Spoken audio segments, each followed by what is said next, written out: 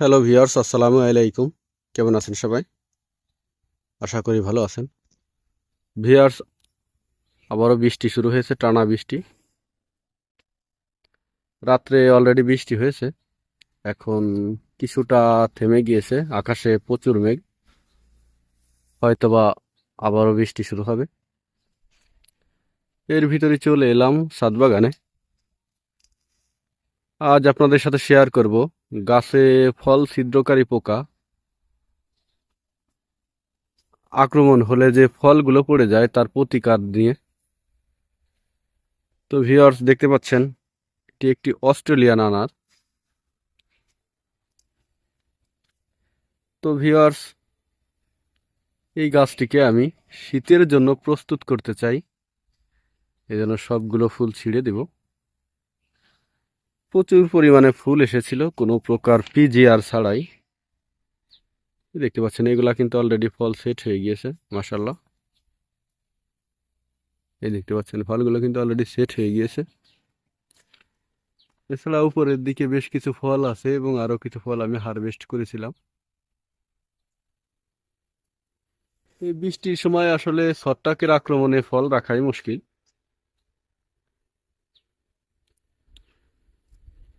তো এই গাছটির বয়স প্রায় 1.5 বছরের মতো। আমি 18 লিটার একটা বালতিতে রোপণ করে দিয়েছি। এই গাছগুলো অন্যত্র ছিল, তাই আমি সেভাবে আসলে মনের মতো করে গাছগুলোকে ঝোপালো করতে পারিনি। তো মোটামুটি ভাবে আস্তে আস্তে ঝোপালো হচ্ছে। গাছগুলোকে আমি ফাইনালি ছাদে শিফট করে দিয়েছি।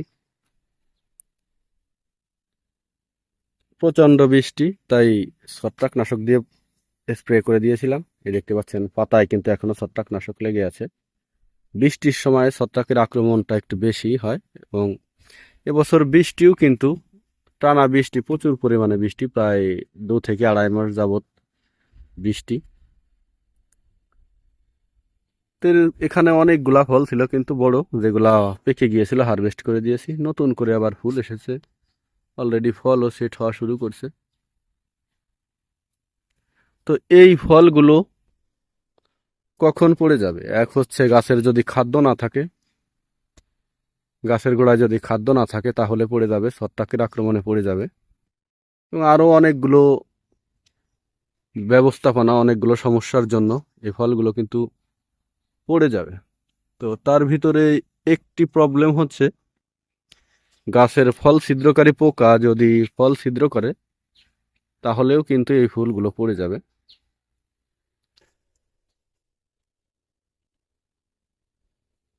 তো এই ফল ছিদ্রকারী পোকার হাত থেকে রক্ষা পাওয়ার একটাই উপায়, সেটা হচ্ছে ফেরামন ফাঁদ।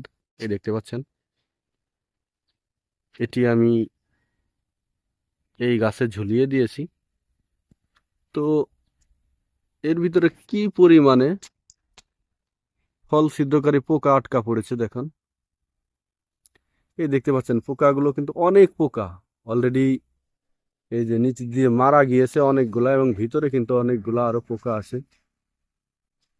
এই ফল ছিদ্রকারী পোকা কিন্তু প্রথমে এই ফলটাকে সিদ্ধ করবে, এখানে ফল অথবা ফুলে সিদ্ধ করবে।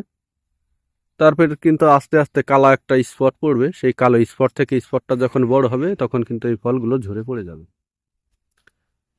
তো আমি যেটা আমার ছাদ বাগানে দেখতে পাচ্ছি সেটা হচ্ছে খাদ্য এবং ছত্রাকের আক্রমণ নয়, প্রায় 50% ফল পড়ে যাচ্ছে, সেটা হচ্ছে এই ফল ছিদ্রকারী পোকার আক্রমণে।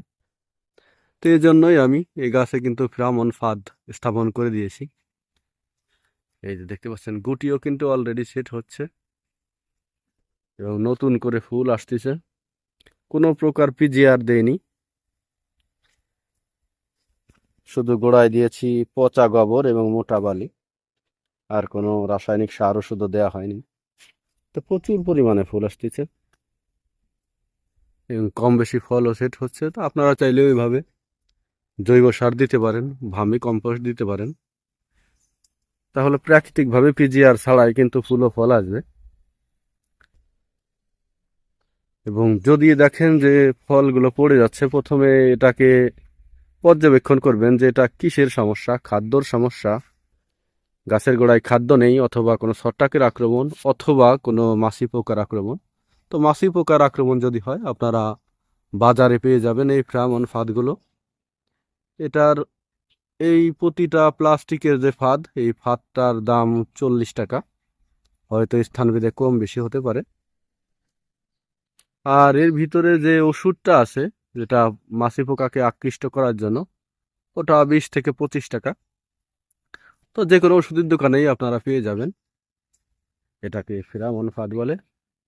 তো ভিউয়ার্স, আপনারা চাইলেও আপনাদের গাছে এভাবে ফেরামন ফাঁদ স্থাপন করতে পারেন, তাহলে মাছি পোকা দমন করতে পারবেন। আজ এ পর্যন্তই। পরবর্তী ভিডিও পেতে অবশ্যই চ্যানেলটি সাবস্ক্রাইব করবেন। ধন্যবাদ সবাইকে, ভালো থাকবেন সবাই।